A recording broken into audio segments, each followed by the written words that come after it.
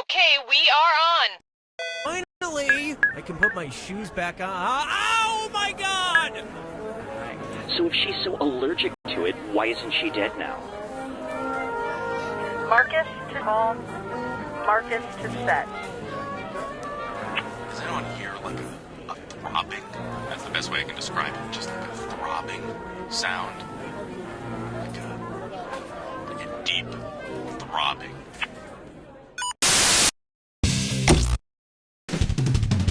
I'm a people person. It's true. I'm actually made of millions of tiny little people. Quiet down in there! Oh good, you're all alone. Now I was just about to do some laundry. This will be much more fun.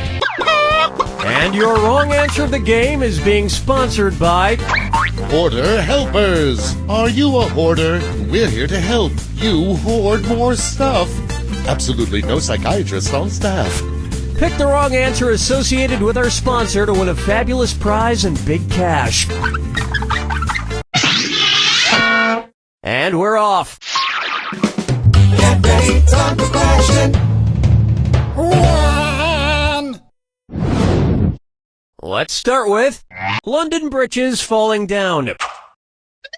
In the nursery rhyme, Wee Willie Winky, what's covering up Wee Willie Winky's Wee Willie? The nightgown he's wearing, the wolf suit he's wearing, the wooden shoe he's... The first line of the nursery rhyme goes, Wee Willie Winky runs through the town, upstairs and downstairs in his nightgown. He's wearing a nightgown. Presumably that's what's covering up his Wee Willie. Look, some nursery rhyme guys are showers, and some nursery rhyme guys are growers. Oh, Mama, gonna tell you what I'm gonna do. Say it so. Up next, zombies never get old.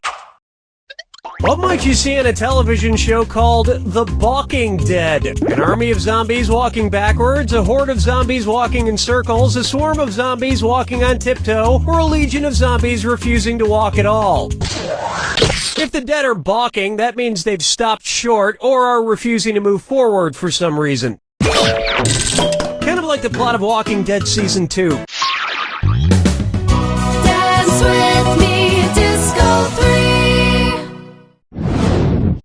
I call this one, I'll preheat my oven to 450 degrees when I'm dead, and we're cooking up a this or that. I'm going to read off 7 items, and for each one I want you to tell me if it's a type of burial plot available in a cemetery, or if it's a type of tombstone frozen pizza. If it's a type of burial plot, press the square button. If it's a type of tombstone pizza, press the circle button. Cool, let's do it. Single. Companion. Family. Double top. Half and half. Original. Brick oven style. Not bad, but not nearly as good as delivery.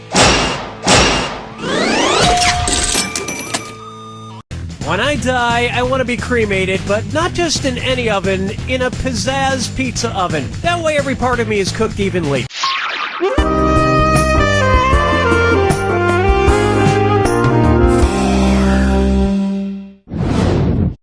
And on its way, Zach and Miri make a board game. What do Seth Rogen and the game Trivial Pursuit have in common? They were both created in the 70s, they were both created by a Jewish woman, they were both created in Canada, or they were both created by accident. Seth Rogen is no accident. He's the result of years of careful planning by Judd Apatow. I so wanted you to pick this one. Seth Rogen was born in Vancouver, Canada, and Trivial Pursuit was created in Montreal, Canada. And another thing Seth Rogen and Trivial Pursuit have in common... no, that's about it. 5 fingers. Try this on for size. Kangaroo, peanut, Albert Einstein, or Uranus?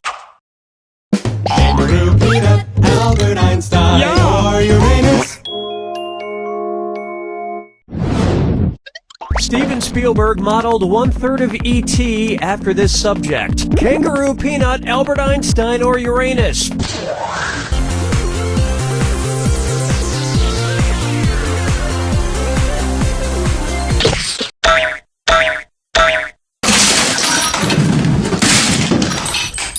E.T. was an amalgamation of Ernest Hemingway, Carl Sandburg, and Albert Einstein. Yeah, he definitely has Einstein's neck. That's the end of a thrilling first round. And you haven't screwed up entirely just yet. Keep in mind, all the prizes are doubled in round 2. Well, no time like the present.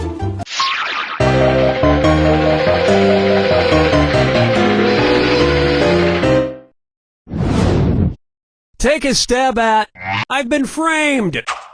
So, I've been looking at this print of the Mona Lisa a lot lately, and people always talk about her little half smile, but I've become obsessed with something else.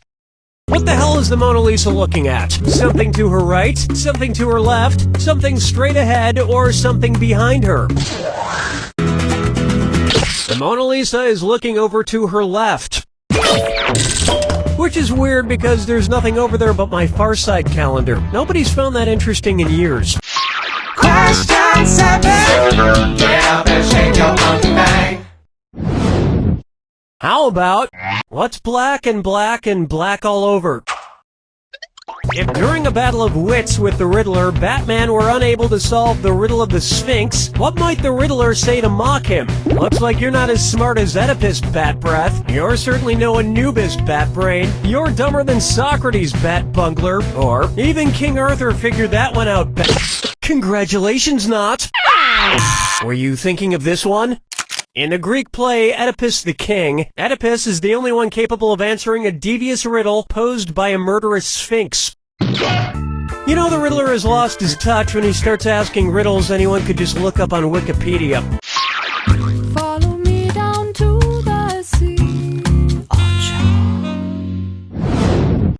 Say hello to, get your mind out of the gutter ball.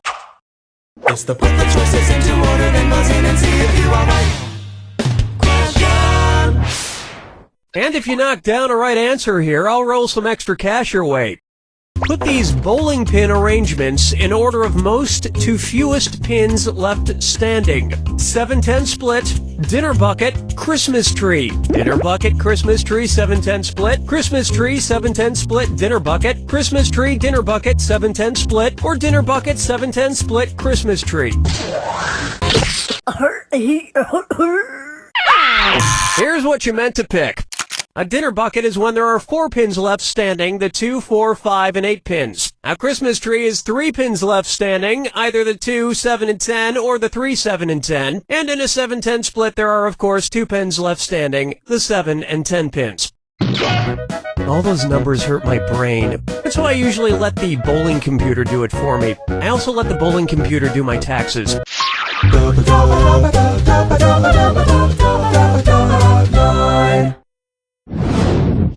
Here's one for you. All men must die. Somewhere around episode 9. If the leading cause of death in the Game of Thrones universe were the same as the leading cause of death in the modern world, what spoilerish comment would you most likely read on the internet? Hey, did you know Arya dies of malaria? Jon Snow gets killed in a car crash. For reals. Yeah, Daenerys basically just has a stroke and dies. Or, guess what? Tyrion ends up dying of heart disease. Oh, I'm gonna enjoy this. Correct answer, show yourself. Killing 7 million people a year, heart disease is the leading cause of death worldwide. Of course, as we know, the actual leading cause of death in Game of Thrones is struggling to be a 20-something in New York. Oh, wait, that's girls. I always get HBO shows mixed up.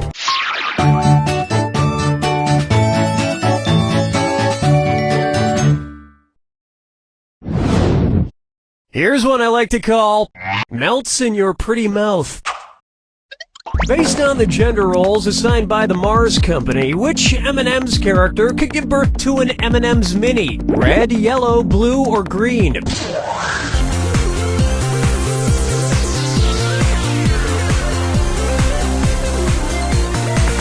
Well, you blew this one. Here's where the money is. For whatever reason, red, yellow, orange, and blue M&Ms are male, and brown and green are female. It's the female ones that have nuts that confuse me. You do not want to be in the hospital room when an M&M gives birth. Sure, they melt in your mouth, not in your hands, but I'm telling you, those mini M&Ms are pretty melty when they come out of the birth canal.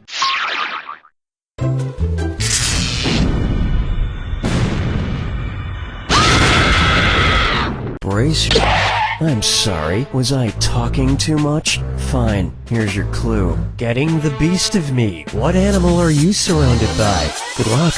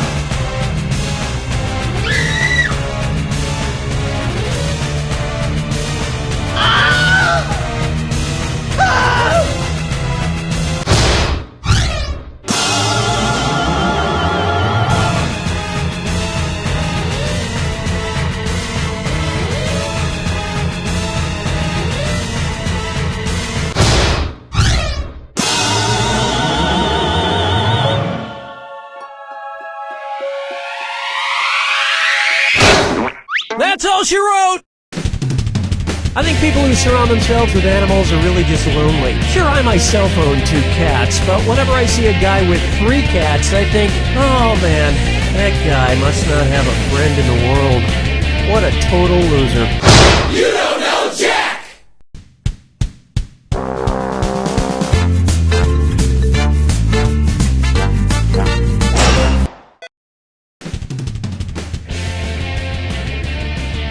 I am Cookie Masterson, and only you can prevent forest fires. Seriously, it has to be you. I'm sure as hell not gonna do it.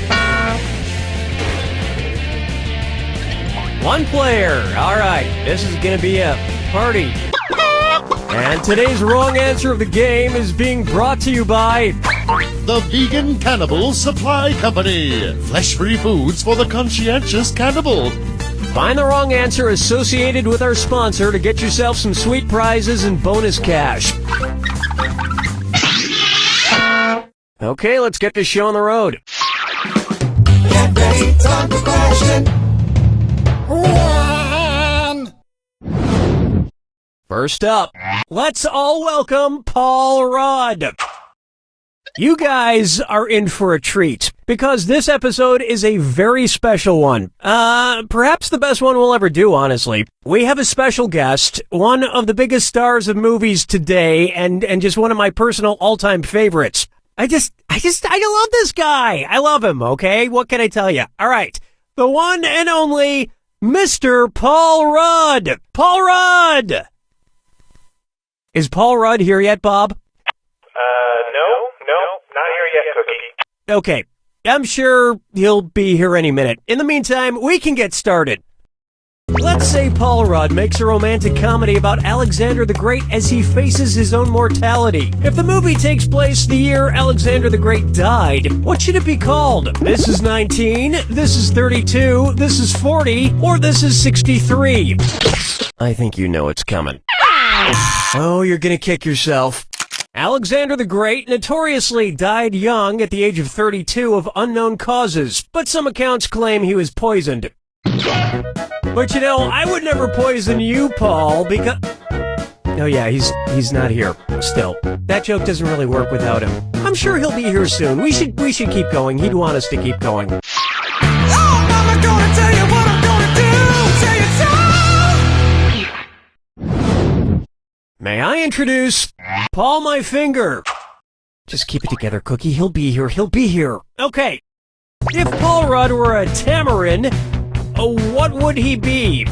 Kinda seems like we just smushed Paul Rudd's name into that one, but anyway. A bird named Paul Rudd, a monkey named Paul Rudd, a musical instrument named Paul Rudd, or a tamarin is a type of monkey. And that has nothing to do with Paul Rudd. Guys, don't embarrass me in front of Paul Rudd. Kinda glad he's not here yet. Bob, is he here yet? No. Damn it! Dance with me, Disco 3. This one's known as Adrift Without a Rudder. Oh, that's my secretary. Paul's probably here. This is Cookie. Mr. Masterson, there's a Paul Rudd at the front desk to see you. Perfect, just send him back. Yes! Ladies and gentlemen, coming down the hallway as I speak is the one and only Mr. Paul Rudd. Hello, Danny. You motherfucker! One's made of skin, one's made of wood, so who's the dummy? Not me. Billy, get out of here! Paul Rudd is supposed to be here any minute. It was a joke, Danny. Take a chill pill. Damn it, Billy! Oh, God, what if Paul Rudd doesn't show up? Oh, this cannot be happening. Man, I'm sweating. Why is it so hot in here? I told you, take a chill pill. Let's say you're running a fever. Since it would help bring down your temperature, which of these pills could be called a chill pill? Cannabis, benzoyl peroxide, methadone, or ibuprofen? Can this be the right answer? No, it can't dent. Let me show you something. Ibuprofen is an anti-tyrexic, meaning it brings down a fever. Oh, maybe that's Tall Rudd. Yes? Mr. Masterson, I have a, what was your name again, sir? Well, the dummy said to say Phil. Or was it Pablo? It's Pablo, Corky.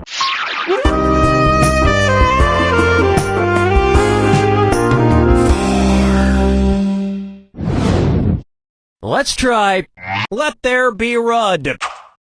Okay, look, I'm sure Paul will be here any minute, so I'll just ask one more question to kill a little time to give him a chance to park or pick up a damn phone. If Paul Rudd's real first name were like Paul the Apostle's original first name, what would he be called? Raoul Rudd, Saul Rudd, Gall Rudd, or Simon Rudd? You got it. No, you didn't. Want to see the answer? Paul the Apostle was originally named Saul.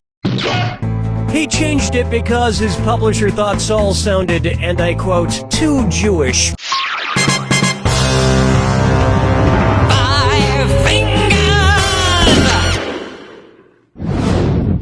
Next up, where the hell are you already? And this dis or dat needs to think about other people's feelings. Okay, I'm swapping out the Paul Rudd-themed dis or dat for a more appropriate one. I'm going to read off 7 names, and for each one, you tell me if the person eventually showed up or didn't show up at all. If they showed up, press the square button. If they never showed, press the circle button. We good? Here we go. Godot, Guffman, Satan, Ms. Havisham's groom, Lord and Lady Ferncliff, Prima and Big Night. If Paul were here, we had something for him to say about your performance. He'll show up. Paul will show up. He would never just not show up and ruin the premise of an entire episode. Would he? Paul, you wouldn't do that, would you? That'll bring an end to our first round, and it looks like you might be getting the hang of this. Keep in mind, in round 2, everything is worth twice as much. And keep in mind, the wrong answer of the game is still out there waiting for you. Okay, how about it?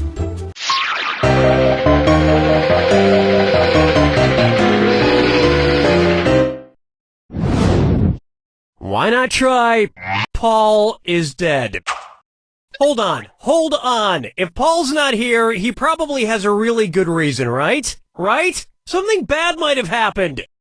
Okay, let's give him the benefit of the doubt and say that something actually happened to Paul Rudd. Which of these things at the funeral would be the Paul for Paul Rudd? The flowers next to his gravestone, the coffin he's lying in, the people crying over his grave, or the suit he's buried in?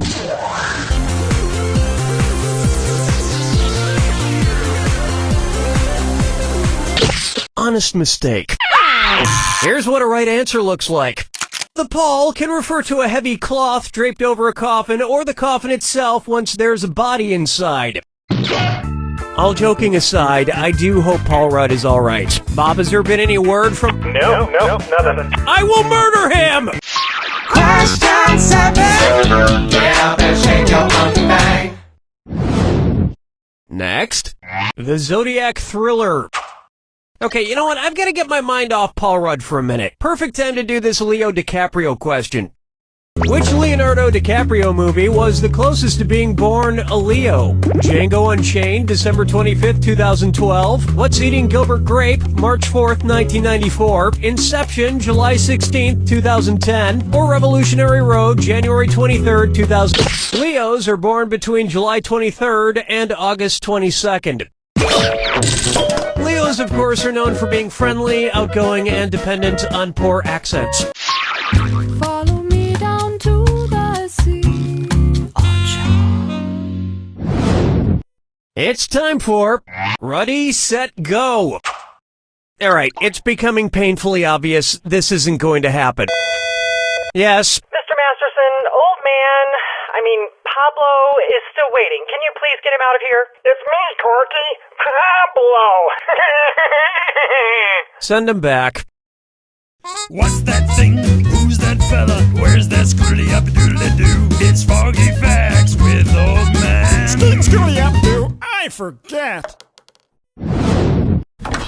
Get in here, old man. No, I'm Pablo, the big radio star. Right, okay. You already tried this joke. I did? I don't remember. When did I try this joke? Question 2, question 3, question 4, or question 5?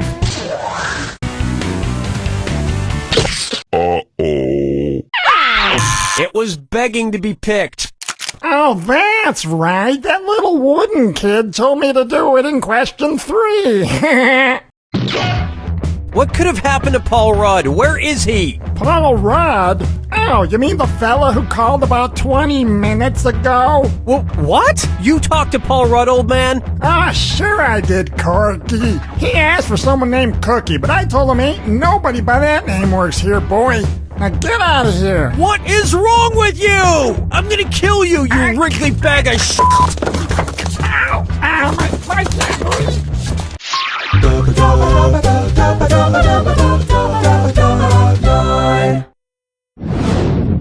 Open wide for my best Ruddy. Okay, it's pretty obvious Rudd isn't coming, and we specifically wrote this question for him to read. It just seems stupid now, but the show must go on. I guess I could try a Paul Rudd impression. I'm Paul Rudd.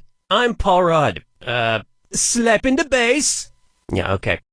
In what way am I, Paul Rudd, like a rudder? I help launch other actors' careers. I help stop movies from bombing at the box office. I help steer Hollywood in a more— rudder helps steer boats or planes in different directions, just like how my magnetic charm and non-threatening good looks help to steer Hollywood in a more profitable direction. Oh, you said it, Paul Rudd. Hopefully pretty soon you'll actually get here and be saying these things for real. Otherwise, I might have to start taking back all those nice things I just had you pretend say about yourself.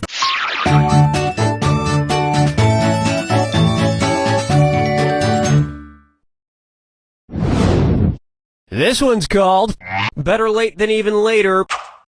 Son of a f***ing bitch! Where the f*** is Paul f***ing Rudd? Can anybody tell me? Is he getting here from halfway around the earth on the back of the world's slowest turtle or something? I mean, this game is nearly over for f***'s sake. How far away could he be? Alright.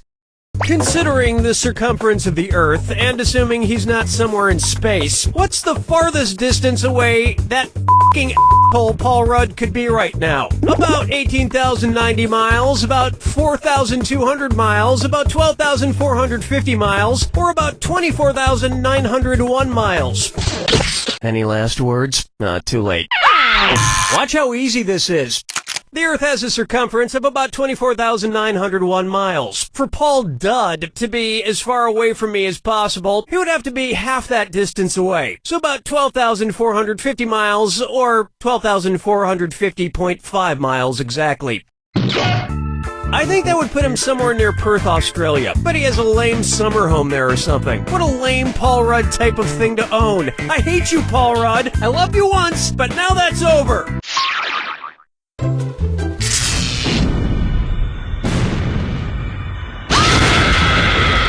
Step right up.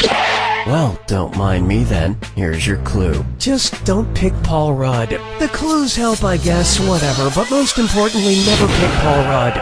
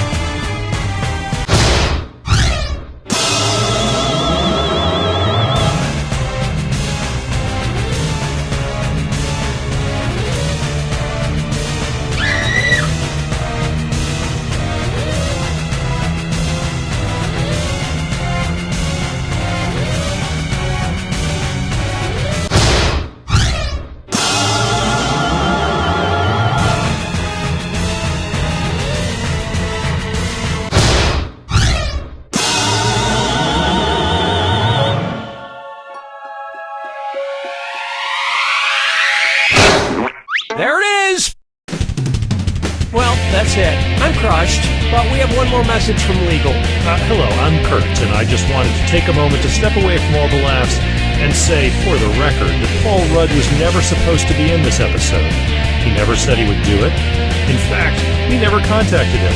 Maybe we should have. We would love to actually have him on sometime, or even if he wanted to stop by the office and just chat for fun. So if you're Paul Rudd or you know him, have him get in touch with us. And if he's not available or interested, we'd also happily accept a visit from Adam Scott. Thank you. Oh, and... You know